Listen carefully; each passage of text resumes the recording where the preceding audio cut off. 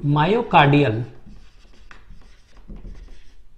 Ischaemia इसको कहते हैं, ठीक है। और दूसरा जो है इसको कहेंगे मायोकार्डियल इन्फार्क्शन,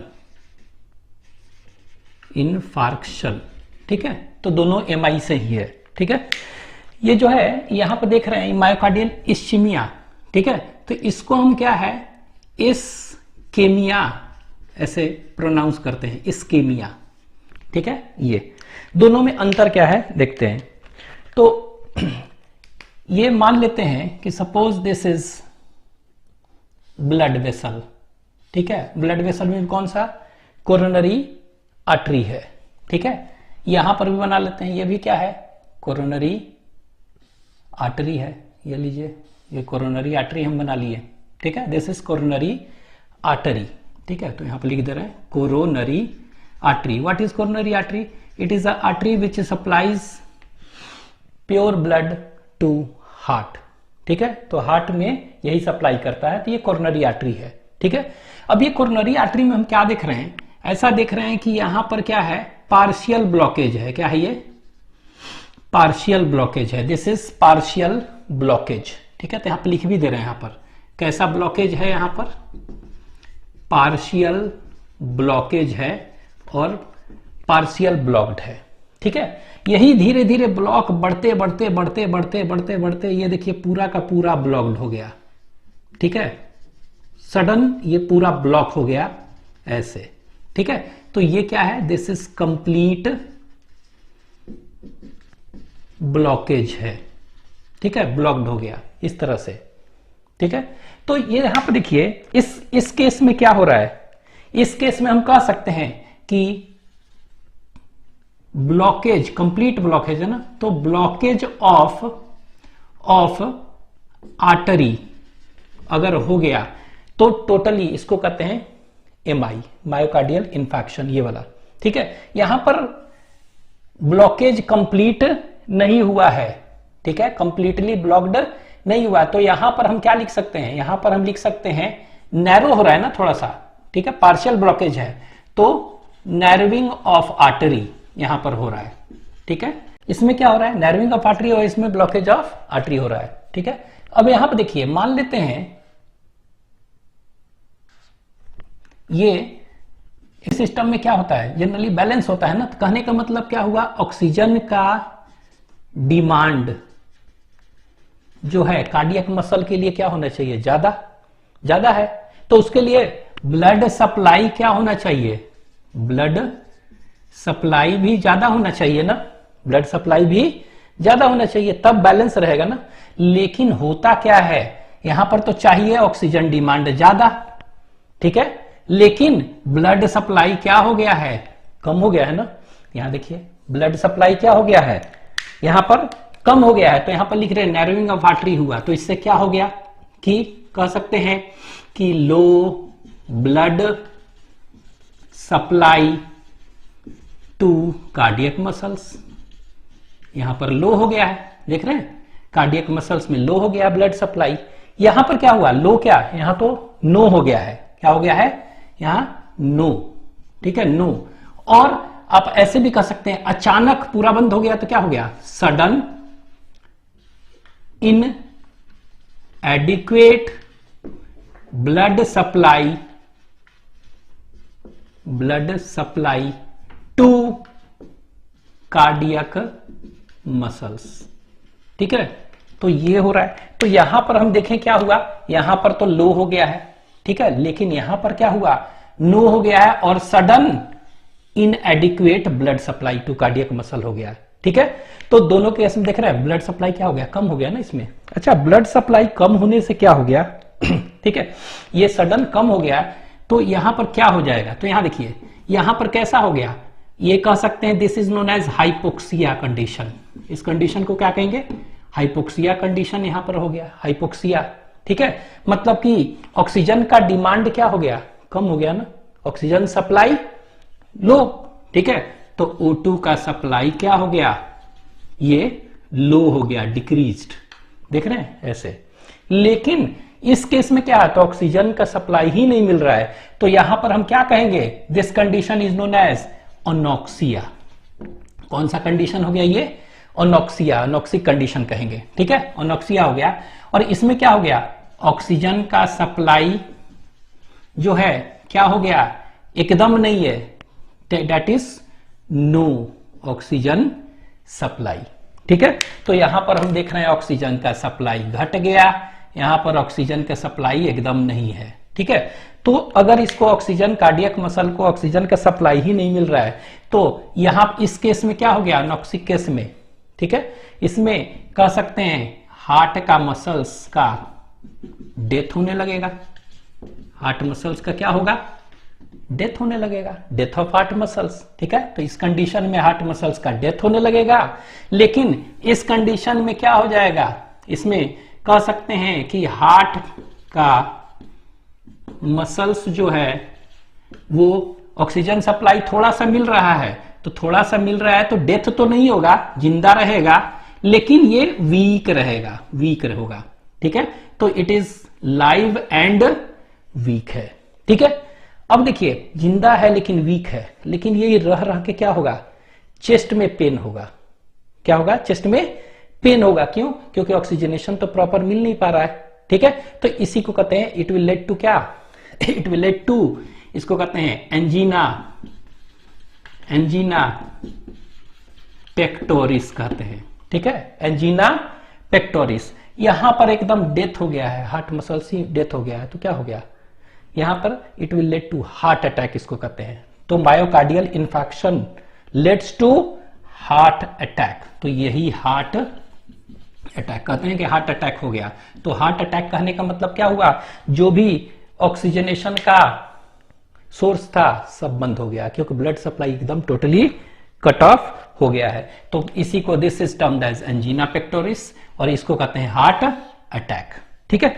तो ये दोनों में अंतर क्या है, थोड़ा सा ये देखिए, ये जो एंजीना पेक्टोरिस जो है ना, व्हाट इज एंजीना पेक्टोरिस, ये है ना, तो एंजीना पेक्टोरिस में क्या होता है, सेंट्रल चेस्ट पेन होता है, सेंट्रल चेस्ट पेन, ठीक है। और ये सेंट्रल जो चेस्ट पेन होगा, ठीक है, ये क्या होता है, डल एंड डिफ्यूज होता है, डल एंड डिफ्यूज। कहने का मतलब क्या हुआ, ये स्टर्नम है ना सेंट्रल, यहां से ऐसे यहां से स्टार्ट होगा और ये डिफ्यूज करेगा, पूरा फैलेगा, पूरे बॉडी में होगा, ये लोकलाइज्ड एक जगह नहीं है, आप इसको क्या है पिन पॉइंट भी नहीं कर सकते कि कहां पर हो रहा है, ठीक है। तो इसीलिए कहते हैं डल और डिफ्यूज होता है, इट इज नॉन लोकलाइज्ड, ठीक है।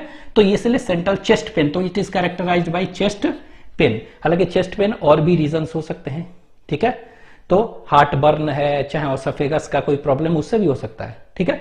तो ये chest pain which is dull and diffuse, non localised. Heart attack क्या होता है, ये मोर सीवियर होता है, सीवियर होता है, एंड कह सकते हैं मोर प्रोलॉन्ज्ड, ठीक है, लंबे समय के लिए थोड़ा इससे ज्यादा होता है। तो ये याद रखेंगे कि this is it is characterised by chest pain, angina pectoris, और ये हार्ट अटैक इसी को कहते हैं, ठीक है। तो ये हो गया मायोकार्डियल इस्केमिया और इन्फेक्शन। तो कह सकते हैं myocardial ischaemia it leads to angina pectoris, और ये अगर पूरा ब्लॉकेज कंप्लीट हो गया तो this myocardial ischaemia can be termed as myocardial infection और हार्ट अटैक, ठीक है। इट इज रिवर्सिबल, लेकिन ये क्या होता है एक्चुअली में, कह सकते हैं इट इज इरिवर्सिबल, अगर कंप्लीट एकदम ब्लॉकेज हो गया है। ट्रीटमेंट देख रहे हैं इसका, ठीक है। तो ट्रीटमेंट क्या हो जाएगा, तो ट्रीटमेंट के लिए हम कह सकते हैं कि कोई भी क्लॉट बस्टर यूज करेंगे। क्लॉट अगर जमा हुआ है तो उसको क्या करें, डिसॉल्व कर दे, ठीक है। तो एक एग्जांपल है क्लॉट बस्टर का स्ट्रेप्टोकाइनेस, ठीक है, तो उसका यूज कर सकते हैं। तो यहां लिख ले रहे हैं कि स्ट्रेप्टोकाइनेस, स्ट्रेप्टोकाइनेस, ठीक है, एक एंजाइम होता है, इसको टीपीए भी कहते हैं। टीपीए, टीपीए मतलब होता है टिश्यू प्लाज्मिनोजेन, प्लाज्मिनोजेन एक्टिवेटर कहते हैं, ठीक है।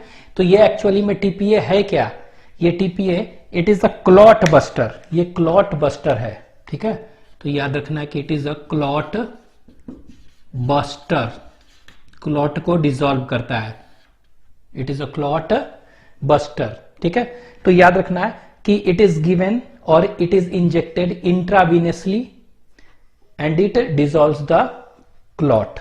ठीक है, तो ये क्लॉट बस्टर की तरफ से याद रखना है नेम। ठीक है, दूसरा जो है हम कह सकते हैं, वी कैन से कि इसमें हम क्या यूज करेंगे, इसमें हम कर सकते हैं कुछ नाइट्रेट ड्रग्स होते हैं जैसे कि नाइट्रोग्लिसरीन एंड नाइट्रोट ड्रग्स, वो क्या होते हैं, दे आर वैसो डायलेटर। तो वो जो ये है इसको क्या कर देंगे, डायलेट कर देंगे। ठीक है, तो कह सकते हैं नाइट्रोग्लिसरीन, नाइट्रोग्लिसरीन कहेंगे, and nitrate drugs, and nitrate drugs जो होते हैं वो हम यूज करते हैं, क्यों, because they acts as a vasodilator, vasodilators हैं ये। ठीक है, तो ये ब्लड वेसल्स वगैरह है उसको क्या करेंगे, डायलेट कर देंगे। ठीक है, तो आर्टरी है उसका डायलेशन कर देंगे, तो डायलेशन कर देंगे तो क्या हो गया, ब्लड फ्लो बढ़ जाएगा। ठीक है, तो ये यूज करेंगे।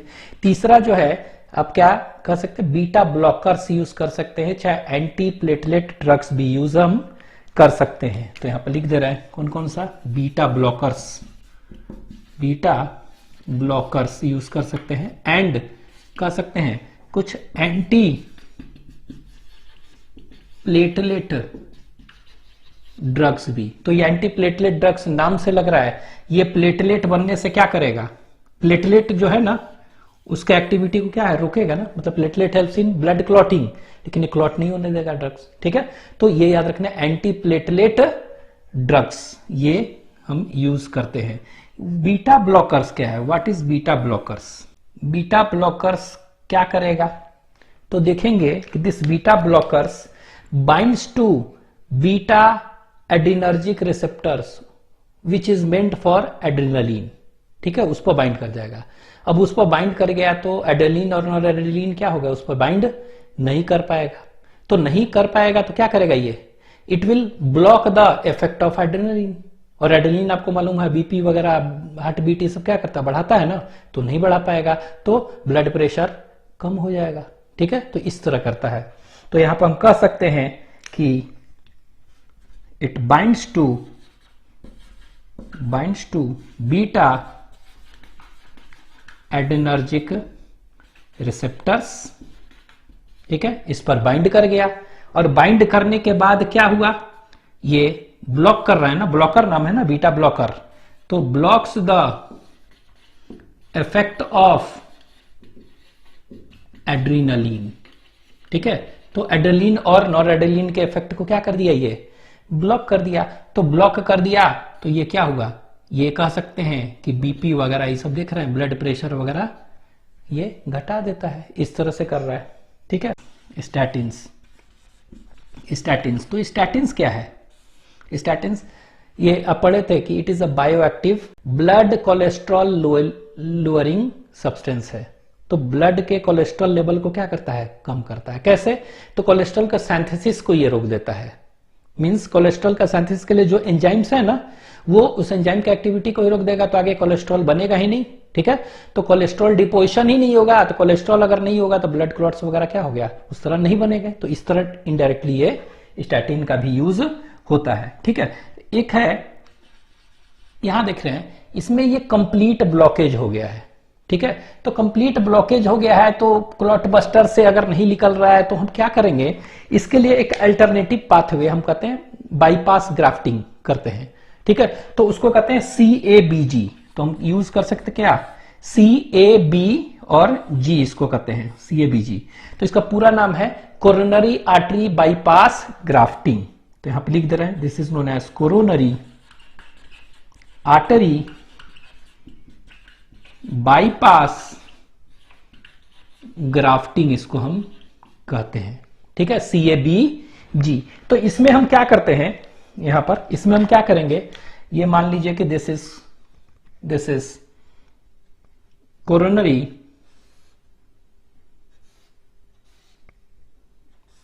आर्टरी है। ठीक है, ये देखिए ये कोरोनरी कोरोनरी आर्टरी है, ठीक है। और इस कोरोनरी आर्टरी में क्या हो चुका है, यहां देखिए पूरा ब्लॉकेज हो चुका है ना, ये पूरा ब्लॉक्ड है, ये पूरा ब्लॉकेज है। तो यहां से ब्लॉकेज पूरा है, तो जो भी ब्लड फ्लो है, यहां देखिए ब्लड फ्लो है ना, तो ये ब्लड फ्लो है, ये देखिए ब्लड फ्लो तो ऐसे आएगा, लेकिन यहां तो जा नहीं पाएगा ना, इधर तो जा नहीं पा रहा है, ठीक है, प्रिवेंट हो रहा है। तो ये क्या हो गया, एक रास्ता एडिशनल चैनल हम बना देते हैं, ठीक है। तो एडिशनल चैनल ये लीजिए, यही तो एडिशनल चैनल, ये एडिशनल चैनल एक बना दिया रास्ता जैसा, ठीक है, बाईपास ग्राफ्ट करके। तो ये क्या हो गया, अब जो भी है ब्लड सप्लाई कहां से आएगा, यहां से आएगा, ऑक्सीजन का डिमांड जो कार्डियक मसल को मिलता था वो मिलने लगेगा ना, ठीक है। तो ये जो बाईपास ग्राफ्टिंग जो करते हैं उसके लिए हम क्या यूज करते हैं, तो इसके लिए ये यूज कर रहे हैं, दिस इज टर्म डैश, इसको हम कहते हैं क्या, यहां पर इसको कहते हैं इंटरनल मेमोरी आर्टरी कहते हैं, इसको क्या कहते हैं, इंटरनल मेमोरी आर्टरी हम यहां पर ग्राफ्ट करते हैं। और तो ये क्या होता है, मेमोरी ग्लैंड जो है ना, उन मेमोरी ग्लैंड के जो आर्टरी है वहां से वो यहां पर इसको बाईपास ग्राफ्ट में लगा देते हैं, ये लगा लेंगे। चाहे कह सकते हैं कि पेशेंट्स ओन सैफिनेसियस वेन भी यूज कर सकते हैं, ठीक है, कौन सा, सैफिनस वेन भी हम यहां पर यूज कर सकते हैं। तो यहां पर आर्टरी भी यहां पर as a bypass graft use कर सकते हैं और वेन भी कर सकते हैं, ठीक है। तो ये सैफिनस वेन क्या होता है, it is the largest when of leg का लार्जेस्ट वेन है, ठीक है। इसी सैफिनस वेन में अगर क्या हो जाएगा, इसी सैफिनस वेन का अगर डायलेशन और थिकनिंग हो जाएगा ड्यू टू प्रोलॉन्ग्ड स्टैंडिंग, तो इट विल लीड टू, इसको कहते हैं वेरिकोज वेन, ठीक है। तो ये याद रखिएगा। तो इसमें क्या करते हैं, बाईपास ग्राफ्टिंग में इंटरनल मेमोरी आर्टरी और सैफिनस वेन को ग्राफ्ट करके इस तरह से ब्लड सप्लाई नॉर्मल कर लिए, ठीक है, ये याद रखिएगा। एक चीज और याद रखिएगा, ये आपको मालूम है कि आर्टरी में वल्व नहीं होता है, वेन्स में वल्व होता है। तो मान लीजिए कि ऐसे वेन है, ये यहां पर वल्व है, तो इधर से तो जाने दे रहा है आगे, लेकिन अगर हम इसको उल्टा लगाएंगे ऐसे तो जाने देगा नहीं ना। तो इसीलिए हम इसको क्या करते हैं, सैफिनस वेन को पलट कर लगाते हैं, ठीक है। तो ये ध्यान देना है। और तो ये लिख लीजिए।